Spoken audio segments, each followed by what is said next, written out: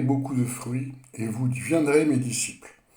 C'est une affirmation qu'on retrouve en Jean 15, versets 5 à 8, qu'on répète très souvent dans l'église de disciples, tellement c'est important, à quel point le disciple se définit par des fruits.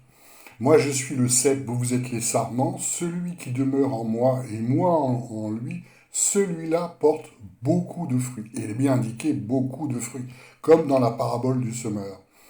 Car hors de moi, vous ne pouvez rien faire. Hors de moi, vous ne pouvez rien faire, c'est vraiment un enseignement tellement important.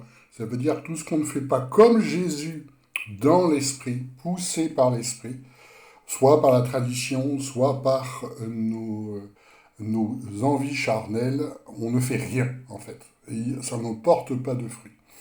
Si quelqu'un ne demeure pas en moi, il est jeté dehors comme le sarment et il sèche. Et on ramasse ces sarments et on les jette au feu et ils brûlent. Et on verra dans la suite, puisqu'on va examiner les fruits au jour d'aujourd'hui, à quel point on retrouve cet enseignement répété, très clair. Hein. Pas de fruits égale ça ne marche pas. Vous n'êtes pas dans la puissance de l'esprit et vous êtes comme les païens, en fait. Au verset 7, si vous demeurez en moi et que mes paroles demeurent en vous, demandez tout ce que vous voudrez et cela vous sera accordé, et que mes paroles demeurent en vous. Donc on est toujours à l'imitation de Jésus. En ceci, mon Père est glorifié, que vous porterez beaucoup de fruits et vous deviendrez mes disciples. On est des disciples que si l'on porte beaucoup de fruits. Et en Église, on a tout de suite une autre notion des fruits telle qu'on le voit en fait dans le Nouveau Testament et une autre notion effectivement des missions.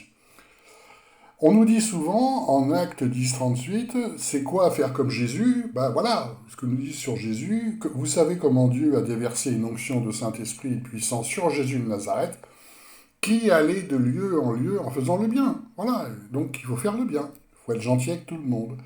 Et le texte continue en guérissant tous ceux qui étaient sous la domination du diable parce que Dieu était avec lui. Donc, on nous explique que, en gros, il faut être sympa avec tout le monde puisque Dieu a tellement aimé le monde, etc., etc., etc. Sauf que le texte ne dit pas ça, puisque juste après, acte 10, 42, Jésus nous a ordonné de prêcher. En fait, là, c'est pas prêcher, c'est plutôt annoncer, parce que prêcher, pareil, ils le mettent à toutes les sauces, alors qu'il y a 20 sens possibles, en fait. Et le plus souvent, c'est annoncer, proclamer, c'est-à-dire montrer le royaume de Dieu, en fait, et d'attester que c'est lui que Dieu a désigné juge des vivants et des morts. C'est lui que Dieu a désigné juge des vivants et des morts. Voilà ce que Jésus nous a ordonné de dire. Donc d'annoncer le retour et le jugement. Et justement, on va parler de ce jugement. Donc on est très loin de faire le bien, c'est annoncer le jugement. Faire le bien pour Dieu, oui, on comprend ce que ça veut dire, mais humainement parlant, la façon charnelle de faire est en fait très différente par rapport à ça. Donc prêcher, les fruits, c'est quoi? On prêche, on témoigne de Jésus et on est bon. Voilà, c'est ce qu'on voit le plus souvent et on va voir des exemples concrets de ça. Je suis tombé récemment sur un exemple de mission qui était dans l'ancien mouvement dans lequel j'étais, qui était un mouvement d'implantation d'église, qui était très basé sur le bâtiment, hein, puisque le plus important c'était de mettre le bâtiment en place, puis les gens sûrement viendraient. Bon. Effectivement, j'ai jamais vu de manifestation d'esprit de près ou de loin dans ce mouvement-là, et pour cause. Et à un moment, il faisait toute une publicité autour d'un lieu d'accueil chrétien. Puisque c'était un couple qui disait qu'ils avaient une mission depuis très longtemps, c'était Dieu leur a demandé de faire un lieu d'accueil chrétien. Et il cite tout de suite le verset qui sous-tend leur mission, Psaume. Alors déjà c'est intéressant, il faut partir dans l'Ancien Testament pour trouver le verset central pour sa mission, ça veut dire que Jésus vienne ou pas, c'est toujours l'Ancien Testament, en fait. Ça pose un problème. Bref, Psaume 68, versets 6 à 7, le Père des orphelins, le défenseur des veuves, c'est Dieu dans sa sainte demeure. Dieu donne un foyer, donc en hébreu baït, à ceux qui sont solitaires. Il délivre les prisonniers et les rend heureux. Seuls les rebelles habitent des lieux arides. Sauf que baït, dans le sens là, c'est pas véritablement une maison de pierre, puisque en fait c'est beaucoup plus la famille. Genèse 7.1, l'Éternel dit à Noé, entre dans l'arche, toi et toute ta maison. Baït, hein, c'est-à-dire la famille. dans le sens que Dieu ne laisse pas isoler celui qui est le plus pauvre, et il peut donner aussi un foyer, une maison, mais le sens dans lequel David l'utilise, c'est véritablement, il ne laisse pas le malheureux isolé être isolé. Bon. Et ils ont dit, voilà, notre mission, c'est de faire un lieu d'accueil. Et ils ont eu un rêve au départ, la femme, elle a dit qu'elle voilà, elle a eu un rêve où elle voyait une maison en U, avec plein de bâtiments et tout ça. Et ils expliquent qu'ils ont ressenti un appel pour une mission bien particulière, qui était accueillir. Et donc ils voyaient très clairement cette mission d'accueil dans une ferme qui était en U. Et quand ils ont vu une ferme qui ressemblait à ça, ils se sont dit c'est bien ce que Dieu nous a montré. Alors moi j'ai regardé la photo qu'ils montraient parce que je me suis basé sur un PDF qui montrait tout leur cheminement. Et en fait, la ferme en U, c'est quand même classique. Il y en a des dizaines de milliers en France, que c'est vraiment la façon traditionnelle de faire des fermes avec plusieurs bâtiments, un pour le matériel, l'autre pour les animaux, l'autre pour les hommes, l'autre... Bon. Bref, ils ont vu ça en disant c'est Dieu, et Dieu leur a montré aussi le public qui sera accueilli. Des blessés de la vie, disent-ils, des personnes qui sont dans une impasse, des serviteurs qui ont besoin de se reposer, des personnes de tout âge et de tous horizons. Donc un peu tout le monde, ceux qu'on a besoin. Et, très important, le couple désire aussi faire la formation d'autres chrétiens à l'accueil. En disant, c'est la mission qu'on doit transmettre. Et ici, 2 Timothée, chapitre 2, et ce que tu as entendu en présence de beaucoup de témoins, confie à des hommes fidèles qui soient capables de l'enseigner aussi à d'autres. Donc, transmission d'une tradition. Je rappelle que Jésus, il n'a pas dit ça, qu'en 2 Timothée, ça a été rajouté, Jésus, il a dit, apprenez-leur à garder mes commandements, ce qui n'a à peu près rien à voir. Là, c'est ils veulent transmettre ce qu'ils font. C'est autre chose, effectivement. Donc, c'est quoi les fruits? Puisqu'on parle des fruits, alors sur les PDF, ils parlent de l'évangélisation. Alors, l'évangélisation, ils disent qu'ils le font lors des démarches du quotidien, par exemple les courses. Donc, quand ils vont acheter leur baguette, ils parlent de Jésus, si je comprends bien ce qu'ils disent. Bon. Ils disent aussi que lors des contacts avec les artisans, autour d'un café, ils partagent leur foi. Donc ils parlent de Jésus quand il y a un gars qui vient réparer la fenêtre. Bon.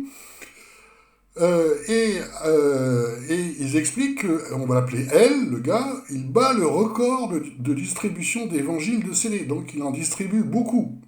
Ah bon? Et ils disent aussi qu'il y a eu l'évangélisation des enfants. Ils disent pas ce qui s'est passé. Et ils disent qu'il y a eu évangélisation une fois par mois dans le petit village d'à côté et qu'ils ont eu un stand biblique. Ils disent pas non plus ce qui s'est passé avec ce stand biblique. Bon. Et puis après, ils disent que des personnes sont allées évangéliser à partir de cette ferme en allant de village en village pour témoigner de Christ. Par contre, on ne sait pas ce qui s'est passé non plus. Bon. Un autre témoignage, alors ça, ils ont synthétisé tout ce qui s'est passé pendant la durée de leur ministère. Alors ils ont expliqué qu'ils ont vendu sur des brocantes et ça a été l'occasion plusieurs fois de témoigner notre foi en Jésus, ce qui s'appelle les fruits. Donc quelqu'un qui est intéressé par les objets, ils disent ah c'est qu'on fait ça parce que Jésus. Ah bon. Un autre témoignage, voilà ce qu'ils disent. Ayant distribué des évangiles à 2 jeunes filles, elle donc a été convoquée à la gendarmerie du coin où il a pu témoigner à un gendarme et lui laisser une Bible. Waouh. Bon, ils ont dû être contents les gendarmes. 5e témoignage, ils ont listé, nous sommes allés à plusieurs reprises dans des petites villes et les villages pour prier pour les habitants et les lieux. Waouh, ça a dû vachement changer les choses. Après, ils disent pas ce qui s'est passé. Rien, manifestement. Et ils disent qu'elle a reçu une parole prophétique sur Moïse et les 40 ans de désert, puisque ça faisait 40 ans qu'ils sont donc dans cette mission dont qu'ils veulent arrêter et transmettre cette mission pour continuer ce qu'ils ont fait. Donc, 40 ans, en termes de fruits, honnêtement, il ne s'est à peu près rien passé. Ils veulent juste que d'autres continuent à faire comme eux. C'est très très problématique, effectivement, pour des personnes qui disent qu'ils sont en mission et qu'ils ont porté des fruits. Parce que là, en fait, je vous ai résumé ce qu'ils ont écrit sur tout leur PDF. Il se passe à peu près rien, en fait, pendant 40 ans.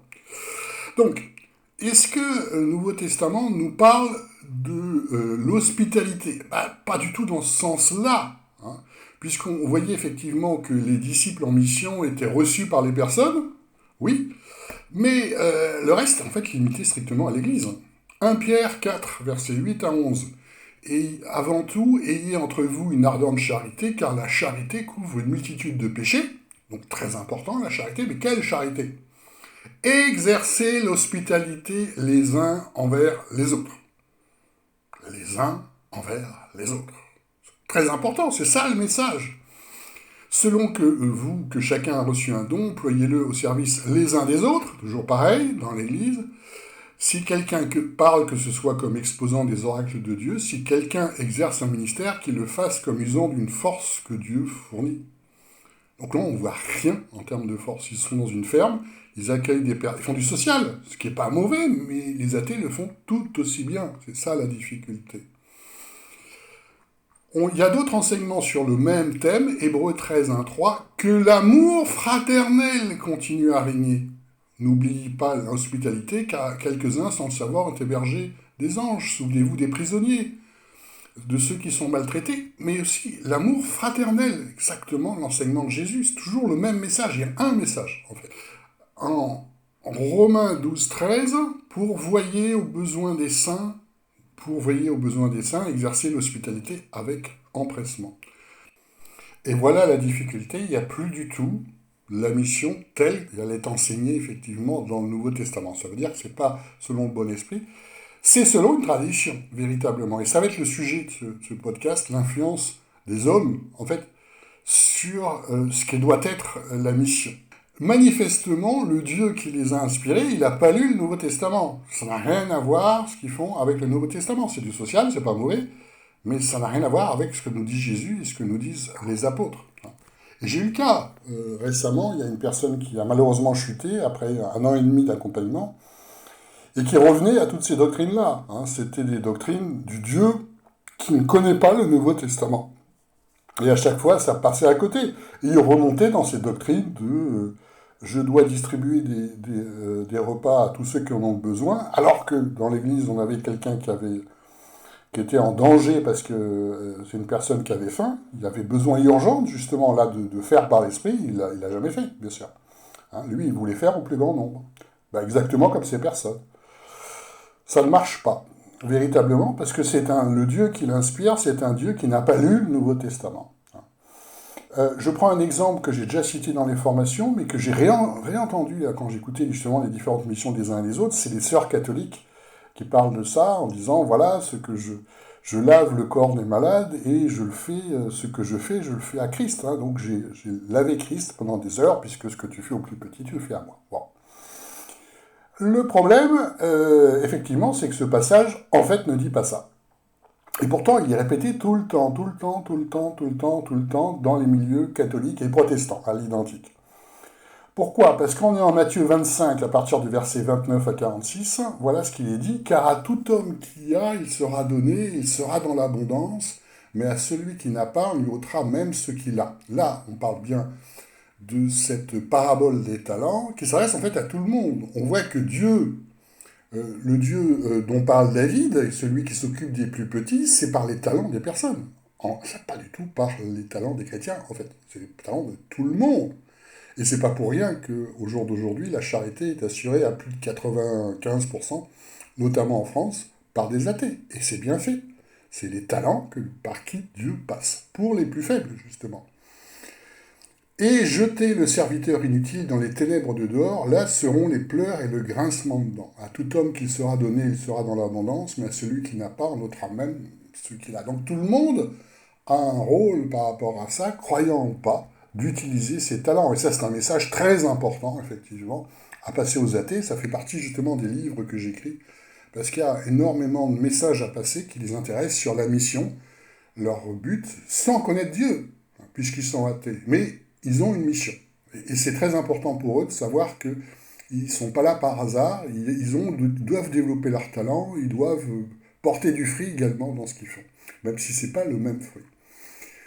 Or, quand le Fils de l'homme viendra dans sa gloire, et tous les anges avec lui, alors il s'assiera sur le trône de sa gloire, toutes les nations seront assemblées, et il séparera les uns avec les autres, comme le berger sépare les brebis avec les boucs. Alors le roi dira à ceux qui sont à sa droite, « Venez qui est béni de mon Père, possédez en héritage le royaume qui vous a été préparé dès la fondation du monde. » Donc, Nouvelle Jérusalem. car j'ai eu faim et vous m'avez donné à manger, j'ai eu soif, j'étais nu, j'étais malade, j'étais en prison. Donc, vous connaissez ce passage, mais ce qui est très important, c'est la phrase suivante. Et le roi répondant, il leur dira, en vérité, je vous le dis, toutes les fois que vous l'avez fait à l'un de ses plus petits, de mes frères, et là ça change tout, de mes frères. Et ça, il le zappe 90 fois sur 100. Vous me l'avez fait à moi-même. Alors il y a aussi ceux qui sont à sa gauche, allez de loin maudits dans le feu éternel qui est préparé au diable et à ses anges. J'ai eu faim, j'ai eu soif, j'étais nu, j'étais malade et en prison. Et ceux-ci s'en iront au châtiment éternel, mais les justes à la vie éternelle. Et la phrase, en vérité, je vous le dis, toutes les fois que vous n'avez pas fait à l'un de ces plus petits, lesquels, mes frères, vous ne l'avez pas fait non plus à moi. Donc ça change tout. Pourquoi il nous dit ça? Ça veut dire que ceux qui sont conduits par l'Esprit, les frères selon Jésus, ce sont ceux qui font la volonté de Dieu. C'est pas la famille charnelle, c'est pas non plus les étrangers. C'est pour ça qu'ils ont Jésus en eux. Donc quand tu le fais au plus petit, ceux qui est poussé par l'Esprit, dans l'Église, tu le fais à Jésus, puisqu'il a Jésus en lui. C'est logique, en fait. Mais sauf que c'est à peu près jamais présenté comme ça. C'est ça la difficulté.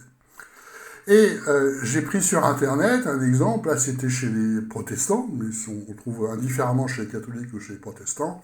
Aujourd'hui, Jésus est présent en ceux qui subissent injustice, violence, chômage et précarité, ceux que les guerres contraignent à quitter leur pays. Combien de personnes souffrent autour de nous et attendent en silence notre aide? Pas notre aide en fait, l'aide que Dieu va prodiguer en passant par des talents. Et on en revient avec toutes ces organisations caritatives, la Croix-Rouge, par exemple, qui est une organisation qui a très rapidement été laïque et qui fait beaucoup de bien. Parce que Jésus nous dit en Luc 21, mais il le dit à plusieurs reprises, et on voit aussi l'enseignement dans Paul, ceux qui sont fils de Dieu sont ceux qui sont conduits par l'Esprit. Lui répondant leur dit, ma mère et mes frères, ce sont ceux-là qui écoutent la parole de Dieu et qui la pratiquent. Ce sont pas ceux qui fréquentent les églises, ce ne sont pas les 500 000 juifs croyants et pratiquants, mais ce sont ceux qui sont conduits par l'Esprit, qui obéissent à l'Esprit comme moi je suis. C'est ça, mon frère. Donc, on voit que la mission, c'est en fait la mission de charité les uns pour les autres dans l'Église, qui est une mission très importante. Mais à ce point importante que, je vous rappelle l'enseignement, Jésus nous dit bien, il y en a qui vont partir au châtiment éternel, mais les justes à la vie éternelle. C'est un critère très important. Quelle est ta mission? Quels sont les fruits par rapport à ça? Et là, on va revenir à l'exemple de cette ferme. Les fruits, il n'y en a pas. C'est une catastrophe. On ne voit jamais la puissance de l'esprit, en fait. Or, le texte est extrêmement clair, répété à plusieurs reprises. C'est un critère qui montre que tu portes des fruits ou tu es brûlé. C'est aussi simple que ça. C'est ça dont on parle. Ces textes n'ont aucune ambiguïté et sont strictement déformés selon des traditions d'Église, et c'est vraiment le thème de ce podcast. Moi, j'ai fait pendant des années, je me suis occupé pendant 5 ans d'un foyer d'hébergement d'urgence. Effectivement, là, on donnait aux plus pauvres, on nourrissait ceux qui sont malades, ceux qui sont étrangers, puisque ça s'est transformé très rapidement en hébergement des migrants, essentiellement africains. Et ce que j'ai vu, Dieu à l'œuvre. Tout à fait franchement, j'ai très peu de choses à raconter, parce que j'ai pas vu vraiment Dieu à l'œuvre parmi toutes ces personnes. On est arrivé à 50 places environ d'hébergement, et on avait même doublé par rapport à ce qui était initialement, puisque c'était un foyer en fait qui était en perdition, qui était prêt à se casser la figure, vieillissant et tout ça, il fallait tout reprendre. Et là, j'ai vu Dieu à l'œuvre dans tous les progrès qu'on avait faits, puisqu'on a pu faire beaucoup de choses. J'ai vu effectivement des portes ouvertes, ça je peux le dire. Mais on avait donc sur les 50 places, on avait beaucoup de personnes par an, en fait. Je peux pas dire que j'ai vu Dieu à l'œuvre pendant ces 5 ans. 5 ans quand même. Par contre, j'ai vu la méchanceté à l'œuvre parmi les hommes, en particulier parmi les travailleurs dits sociaux qui étaient là simplement pour avoir de l'argent et en faire le moins possible, les syndicats qui me menaçaient, les syndicats d'extrême gauche comme on a en France qui sont très durs, qui m'expliquaient, ils sont venus me voir. J'avais l'impression de recevoir la mafia. Ils m'ont dit, si tu fais pas ce qu'on te dit, on va faire fermer ton foyer. Je dis, mais c'est pas mon foyer, on est délégation de service public, puis il y a des pauvres partout. Tout ça parce qu'on n'avait pas les moyens de payer toutes les augmentations de salaire qu'ils voulaient, etc. Donc j'ai vu le mal vraiment énormément parmi ces hommes qui disaient s'occuper des plus pauvres, ça c'est sûr. Et j'ai vu le mal aussi parmi tous ceux qui se disaient chrétiens dans le conseil ou dans les bénévoles et qui faisaient n'importe quoi. J'ai eu beaucoup de problèmes avec eux. Ça j'ai vu le mal, ça c'est sûr.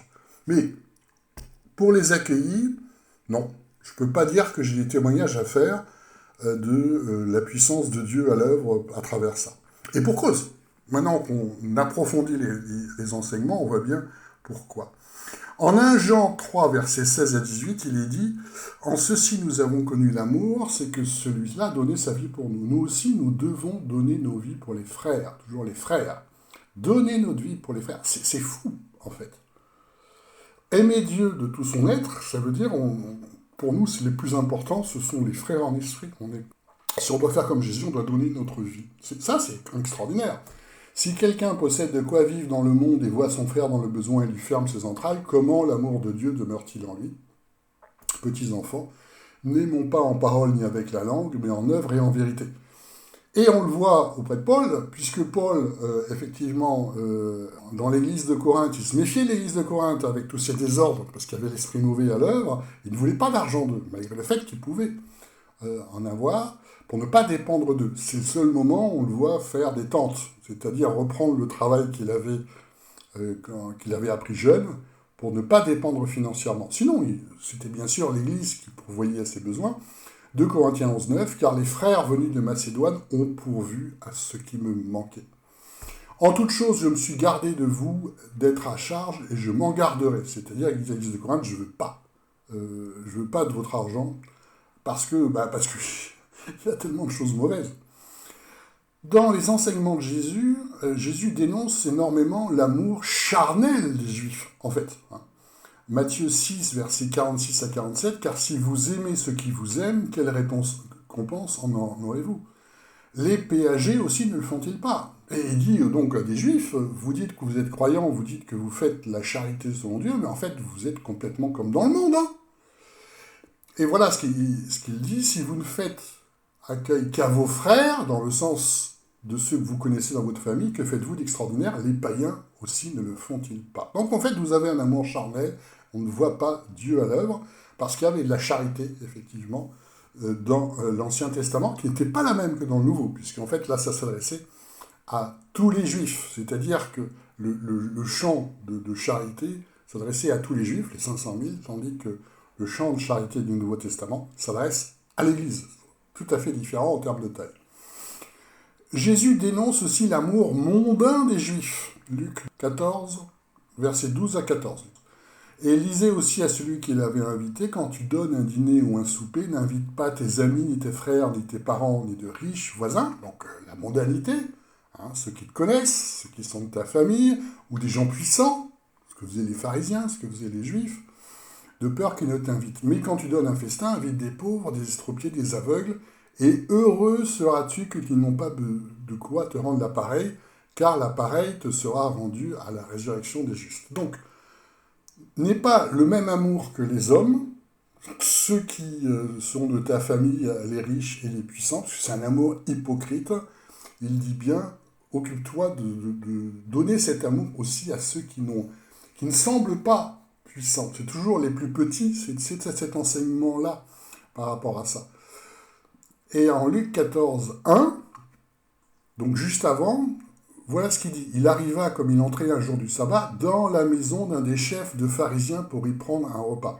Donc cet enseignement-là s'adresse aux Juifs. Il dénonce l'hypocrisie juive, qui disent « Ah ouais, je fais la charité selon Dieu », mais qui faisaient en fait selon les hommes, qui privilégiaient juste leur famille, et les riches et les puissants. Voilà ce que Jésus dénonce. Donc c'est en fait un enseignement qui s'adresse aux pharisiens, qui est utilisé aussi pour les chrétiens, mais ça colle pas, puisque ça, c'est un enseignement qui dénonçait cette hypocrisie des Juifs. De même que l'enseignement qui interdisait aux Juifs le divorce, parce qu'ils le faisaient tout le temps, en fait, ils répudiaient tout le temps leurs femmes, ne s'applique pas aux chrétiens, en fait, puisque Jésus nous dit bien, dans l'enseignement pour les chrétiens, que celui qui ne haït pas sa femme et ses enfants ne peut être mon disciple. Donc, si c'est pas le même esprit, ça marchera pas. Mais par contre, Jésus dénonce cette hypocrisie des Juifs. Donc il y a deux types d'enseignements, ceux qui s'adressent aux pharisiens, aux Juifs, et ceux qui s'adressent aux chrétiens. Et ce n'est pas les mêmes. Or, il y a un mélange complet, effectivement, de ces types d'enseignements. On continue sur cette question. Matthieu 5, versets 43 à 47. Vous avez entendu qu'il a été dit, tu aimeras ton prochain et tu aimeras ton ennemi, donc tradition juive. Mais moi, je vous dis, aimez vos ennemis et priez pour ceux qui vous persécutent, afin que vous soyez fils de votre Père qui est dans les cieux, car il fait lever son soleil sur les méchants et sur les bons, et il fait pleuvoir sur les justes et les injustes. Car si vous aimez ceux qui vous aiment, toujours le même enseignement, quelle récompense en avez-vous? Si vous ne faites pas accueil qu'à vos frères, qu'avez-vous fait d'extraordinaire? Les païens ne le font-ils pas? Soyez donc parfaits comme votre Père céleste est parfait. Vous voyez, quand on approfondit cet aspect-là, on voit bien que ça s'adresse véritablement à l'hypocrisie juive qui disent suivre Dieu alors qu'on ne le voit pas du tout, en fait, qui sont comme des païens. C'est donc un autre modèle d'amour où on commence par aimer Dieu et faire sa volonté. C'est ça, faire comme Jésus. Il faut bien voir qu'il y a aussi une grosse différence entre la charité dans l'Ancien et dans le Nouveau Testament, puisqu'effectivement, il y a cet aspect que la charité concernait tous les Juifs, tandis que dans le Nouveau Testament, c'est plus restrictif.